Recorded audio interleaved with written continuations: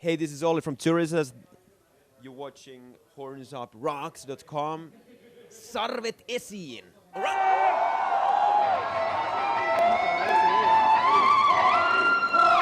Oli, Oli, Oli.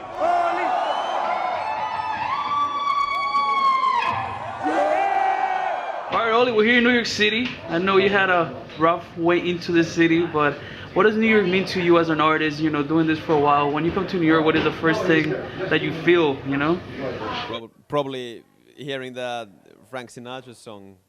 But I was thinking that apart from really bad roads, but you have the city definitely has its own vibe, and I've been here playing shows and also on holiday and checking out the like art selection and concerts other than metal as well, and it's very kind of buzzing city. Yeah. I mean, like all the regular New York cliches, but I think they all are correct. So it's always a very exciting city to visit.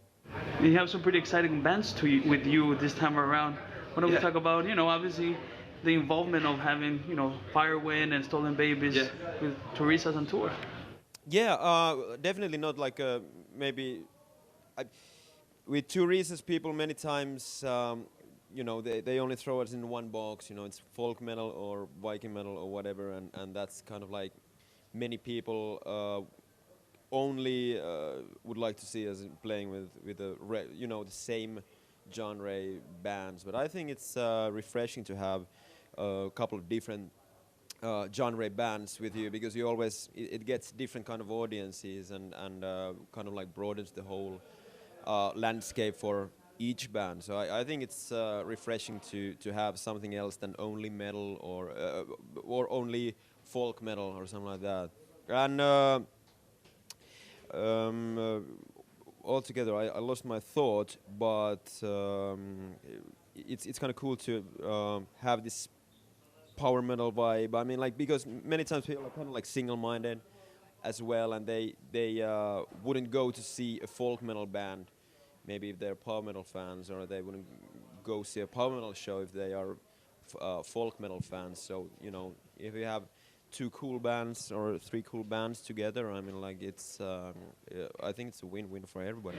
Right, and the most important thing is that you're making sure that fans open their minds to other bands, other styles, which is excellent. Exactly, like and also sound-wise, from us, I mean, we are anything but um, kind of like I guess we try to go many different routes. So there's this very anthemic um, battle metal, big songs and party songs and a bit of punk and folk stuff, and I like to keep it that way. So I don't want to end up in a situation where each and every of your songs sounds the same, because you can also have the variety to the live show then, and kind of like have a cool drama curve, something like that. And where did that come from? The whole, let's say, quote unquote, battle metal idea behind Teresa's? Well, obviously, I should say that like a really cool concept was developed, but actually the battle metal thing was actually started out as a joke. The guys were in the studio in France, recording the first album, Battle Metal, that came out in 2004, and they just had this da da da da da da da da da da da da da da da. That was originally on the demo version. It was a Heart of Tourisa's song, and they had this, like, we have to have some kind of shout here, da da da da da da da da, and it's like completely tongue-in-cheek thing, battle metal, which kind of stuck, and in a way, it's, of course, battle metal itself really doesn't mean anything. I mean, like, only what you definition and what you define yourself, that's, I think, but also it gives us room to operate in a bit more varied way. We call the shots. But I mean, like, in general, I hate all the genre specifications, and because ultimately they don't mean anything anyway. I mean, and then you end up in a weird dead end, like, where, like, if we add synthesizers to this, you know, can you still call it folk metal? Because how many ethnic instruments should you have in a band in order to call it a folk metal? You know, all that is bullshit. I think, you know, just do your thing, and hopefully the music will speak for itself. Right, you don't want to limit your creativity as a band because That's what I think as well. I mean, like, it's a dangerous situation if you have to think like, you know, can I do this now, or can I add this pan flute, or, you know, whatever Jew harp or something like that, because, you know, will it ruin our, you know, how people will see us? You know, just do your thing and surprise people. And Oli, 2013 is going to be pretty busy for you guys. You have a new album coming out. You have, you know, obviously a lot of touring to come with us. So why don't we talk about, you know, the new album and what you think is going to be different this time around? Yeah, it's gonna sound fresh. I think it's gonna sound fresh in a good way as well. In a way, we took that Broadway metal. Well, actually, we are pretty close to Broadway here. So Broadway metal approach pretty far with Stand Up and Fight album, and in a way, production-wise, we wanted to like give ourselves a little more room to breathe, and wanted to bit more stripped down production, and also increase a bit of speed, and, you know, give it a more edgy and raw sound. And what we have is a pretty nice combination of very touristy like songs, but also something very different, and some daring, you know, arrangements. But I hope nobody is getting afraid for that. I think variety brings good things. I mean, it's good to throw in, you know, something completely different to the live set, change it like that. And, you know, I'm already a bit afraid of how the live set actually, you know, how you build that, because there's so much.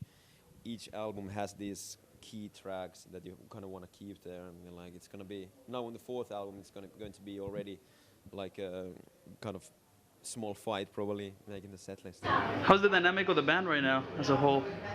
Very good. So we, as somebody of you might know, we have two new guys aboard. Now we have Jakku playing the drums, and Jesper Anastasiadis is playing the bass.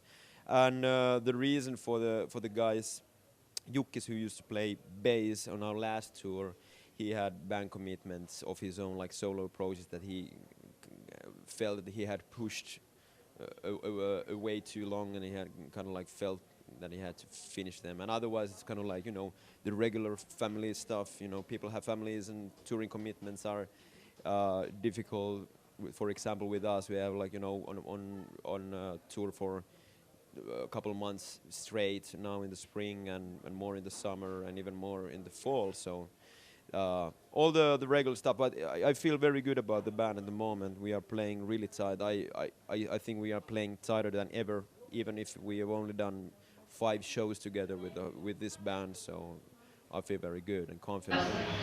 And do you feel that Finnish metal as a whole is finally getting more and more acceptance and recognition? Because for a while, you know, it was all Swedish for Scandinavia. I don't know, like, finally, I feel actually like, I think the whole 2000s, you know, I think for the past 10 years, I think it's been going pretty well. And yeah, but of course you have this Gothenburg sound in Sweden, and which set the standard for many years. But I think, yeah, like us and many of the folk, pagan, Viking metal bands, Fintroll, Korpiklani, Ensiferum, I think every band has their own unique sound and doing good job on tour. And of course there are the old timers now, you know, good friends with Stratovarius guys and everything, and they are still keeping it strong. And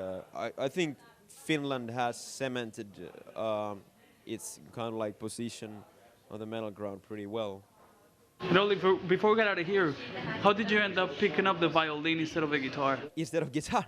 Well, I have a classical background. I started when I was 5 years old and never had any kind of like, it didn't feel like a credible thing to think about other than classical career. Then I kind of like got fed up and actually quit playing, ended up in weird collaborations, playing improvisation, jazz, theater music, traditional dancing music, schlagers, all that, and from a weird Frank Sinatra gig, actually. Actually, there's a circle here, starting from Sinatra and ending. There was this long-haired dude who came to meet me in the sound check and said they need a violin for their new album, and kind of like did that.